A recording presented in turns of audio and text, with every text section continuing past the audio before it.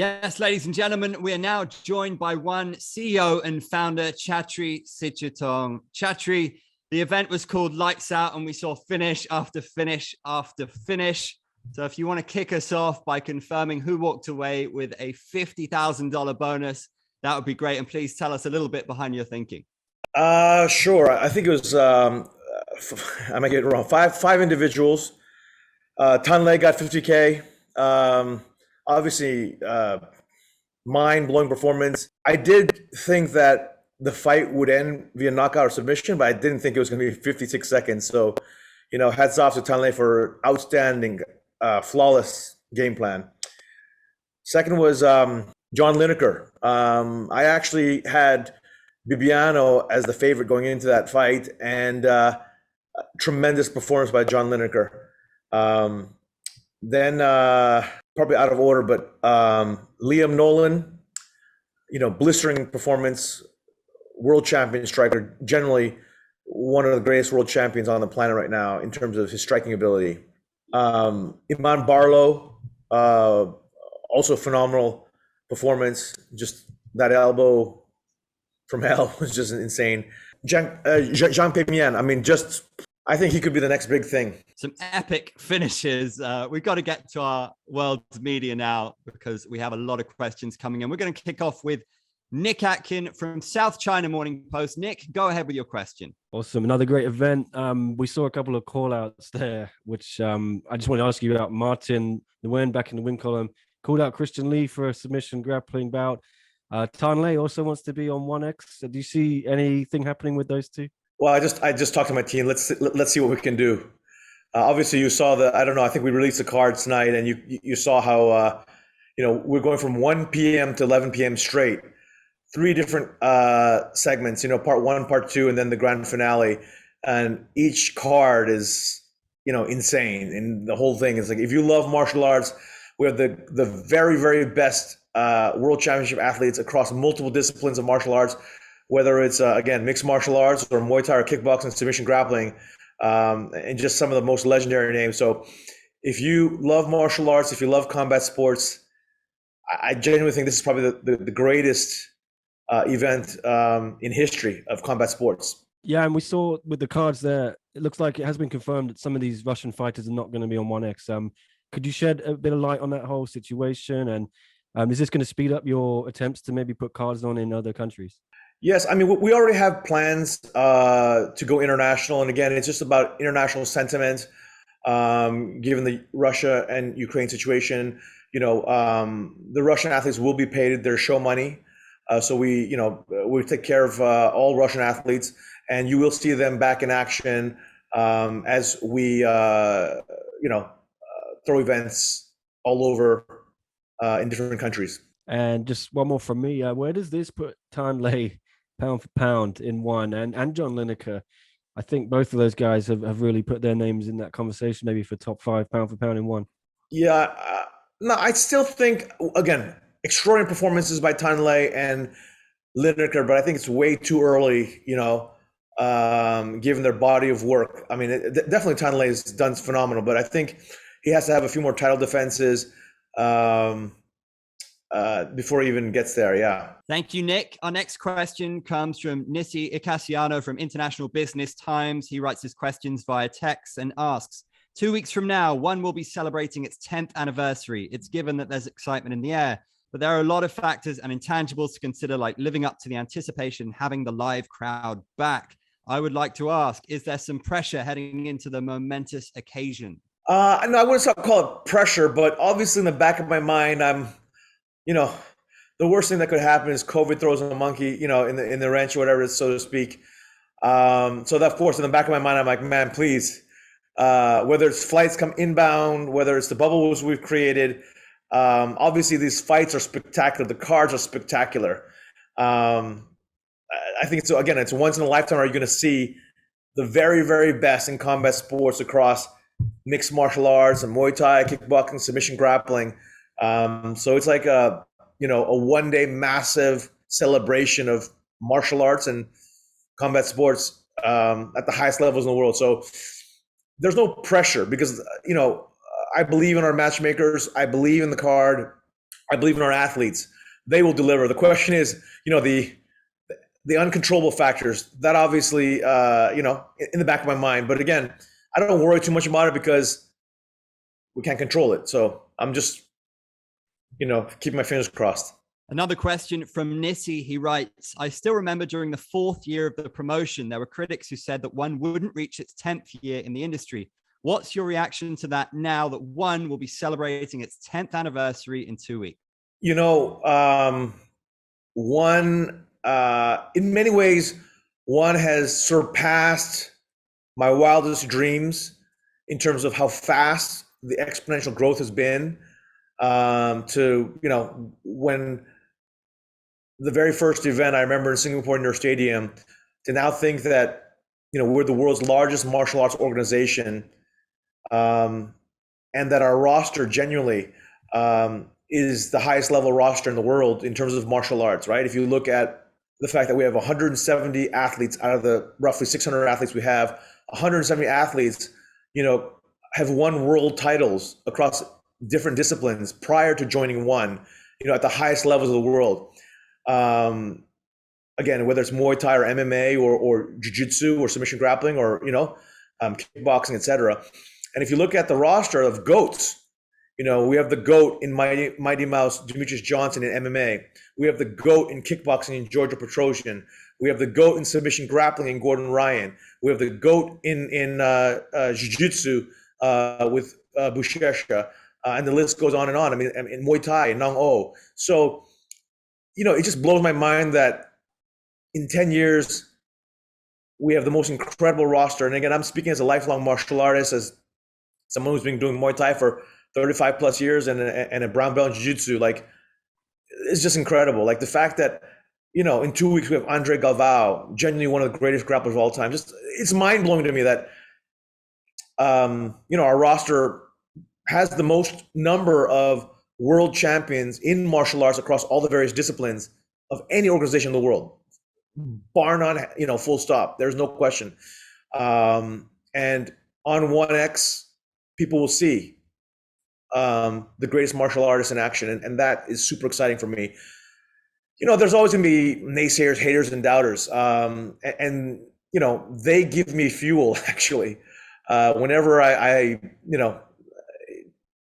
it just fuels my fire. I mean, I'm a very passionate person to begin with. And when people say I can't do something or they make up BS stories, it makes me hungry, and I will. My team, I 100%. You'll see this 10 years anniversary is just going to be the very beginning of the one story, the very beginning. Still day one. We'll go to our next question from Kyle Siegel from the Going Live Network. Kyle, your mic is open. Yeah, of course. With the signings of all these jiu-jitsu superstars, just absolute killers, do you feel an old grappling event is on the horizons? I won't announce anything until, we have, the right time and the right place. I'll announce something. Okay. But yes, you are right. I mean, we have some of the greatest, submission fighters in the world.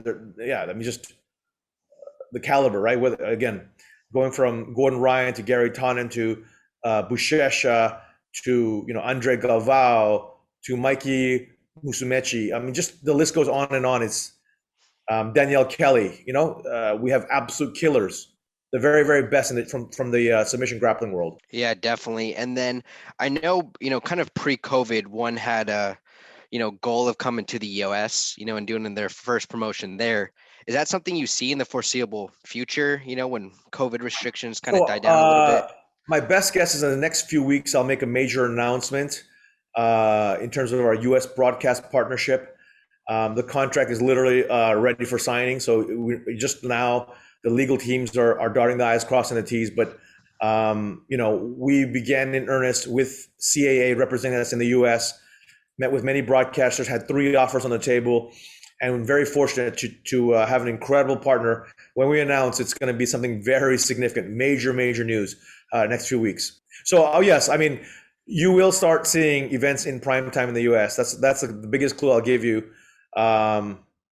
When we come on ground in the US, I'm not prepared to say yet. All right. Thank you, Kyle. Next up, we have a question from CNN Indonesia. According to your opinion, what are the chances of Iko Roni Saputra and Adrian Matias to win the title in their respective divisions? Man, both of them are in very, very stacked divisions.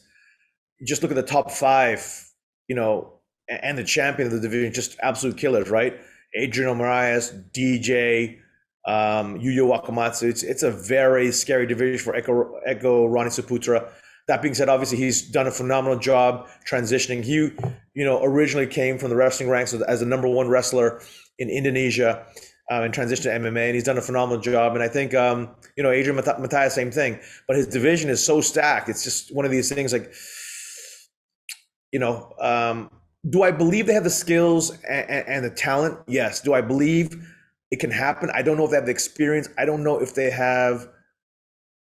Only time will tell. When you're in a high stakes fight and it's inches that determine the winner and loser, that's when the true colors will come out, right? And it's still too early to say whether Indonesia will produce its first world champions in mixed martial arts or not.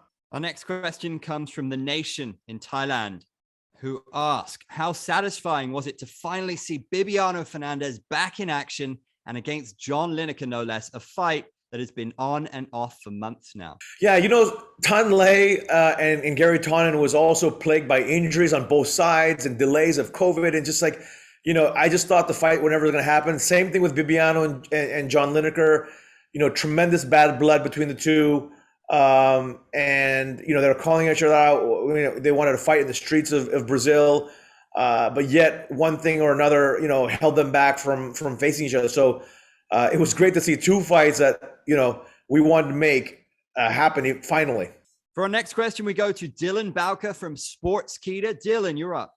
I'm just curious because leading into this fight, one of the big talking points from Tan Lei was calling for cross-promotional champ versus champ fights. Like, what are your thoughts on him interfacing with something like that after a sub 1 minute knockout? Yeah, like I said, that's probably one of the most popular questions asked by fans here in Asia.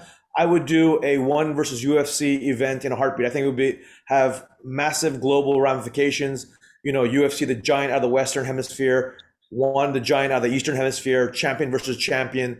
I think it would electrify the world, and I think it would take the sport to a whole new level. That would be my dream. And just in talking about John Lineker as well, I mean, beating someone who many argue is the one championship GOAT in an MMA context. Can you speak to the magnitude of Lineker's win here? At the highest levels in the world, I think on any given day, the margin for victory and margin for loss is just so tiny. Bibiano's obviously done a phenomenal job, but he's 41 years old, right? Lineker is still the young gun, relatively speaking. So, the question is, did father time catch up with Bibiano?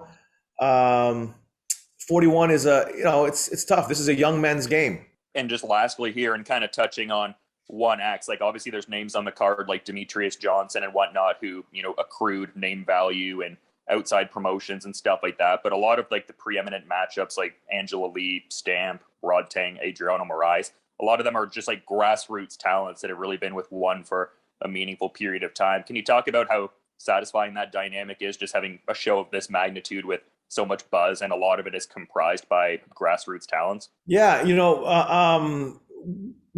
my team and I have scoured the world, literally scoured the entire globe. We have scouts in almost every major country where martial arts is present, looking for the very, very best athletes. And again, like I said, the fact that out of the 600 athletes we have, 170 of them prior to joining ONE, won world titles in their respective organizations at the highest levels in the world before joining ONE.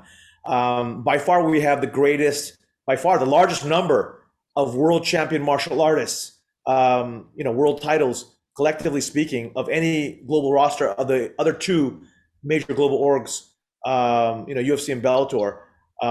So it makes me very proud that the fact that we have the greatest martial artists on the planet, across all disciplines, right? It's not just mixed martial arts. As you guys know, ONE, we showcase all the various martial arts, and my team and I are always scouring the world looking for the very, very best martial artists, irrespective of discipline.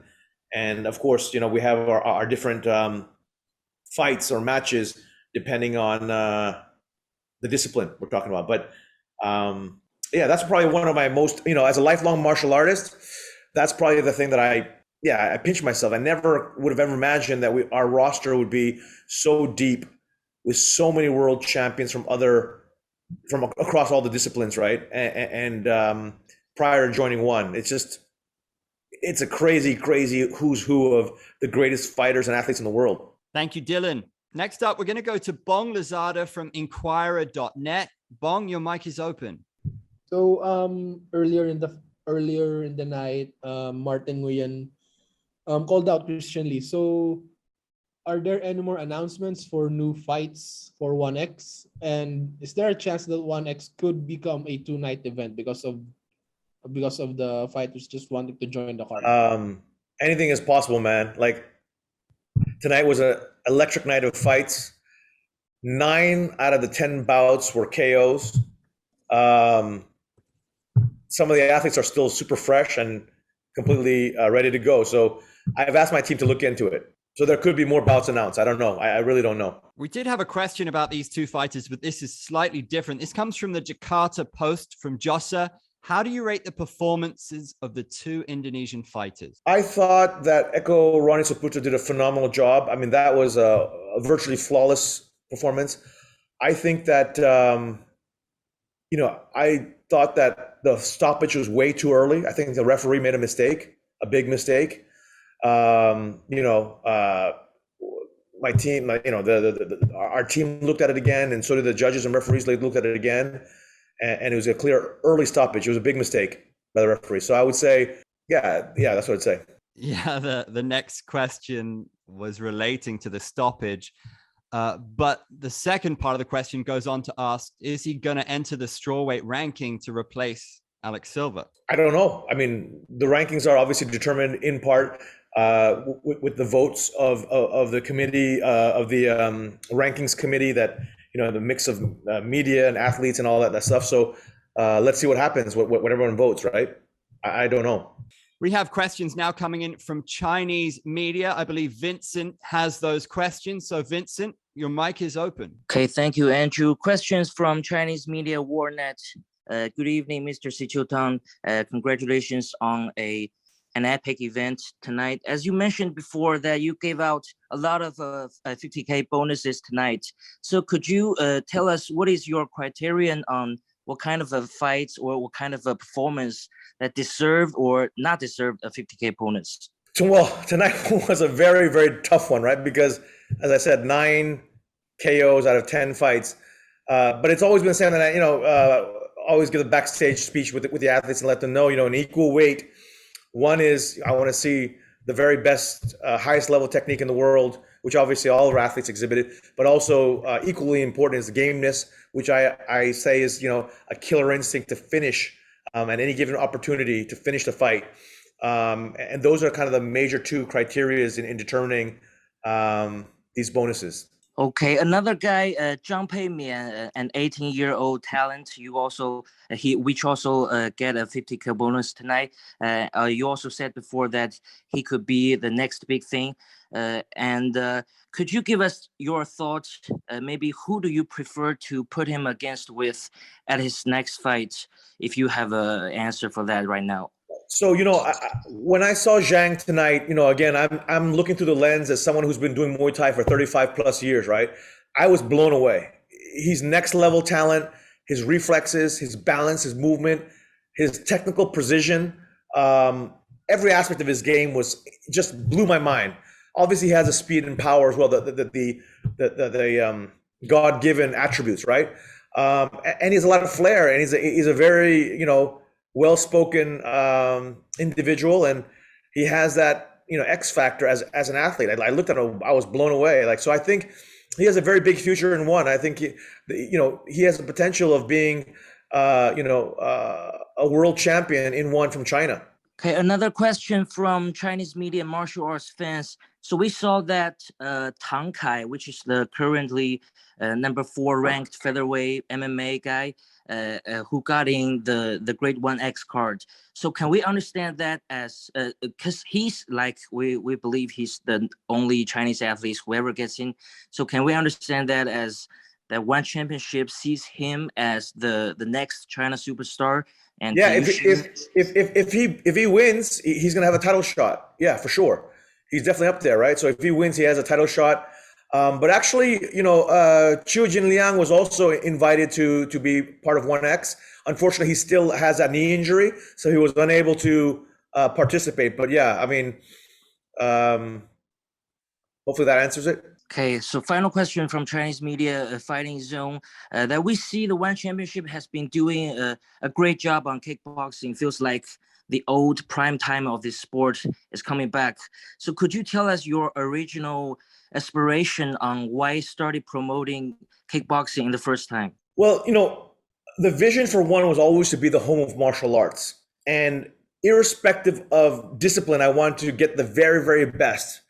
And when I felt the mixed martial art product was strong, I really felt, okay, now is a great time to create the #1 striking league in the world, One Super Series. And we're able to do that. I mean, look at the roster, right? It's just like literally the greatest strikers pound for pound on the planet are all signed to One. The technical mastery, the speed, the power, the balance, explosiveness, it's just, the roster is absolutely insane. And I'm speaking as someone who, again, lifelong martial artist, 35 plus years Muay Thai, and I look at the roster, of our striking division is just insane, like insane. So I feel really happy about our mixed martial arts. I feel really happy about our striking division. Of course, we're always looking for the best free agents around the world. We're looking for the next superstar. We're looking for homegrown talent like Zhang that we believe can become a legitimate world champion and global superstar. So again, it doesn't matter what discipline. Again, mixed martial arts, kickboxing, Muay Thai, or submission grappling, or jiu-jitsu, like we have the best on the planet. I mean, just look at the roster. Then if you consider, the GOATs, the greatest of all time in each of those disciplines, we have them as well. As I said at the top of the press conference here. Thank you.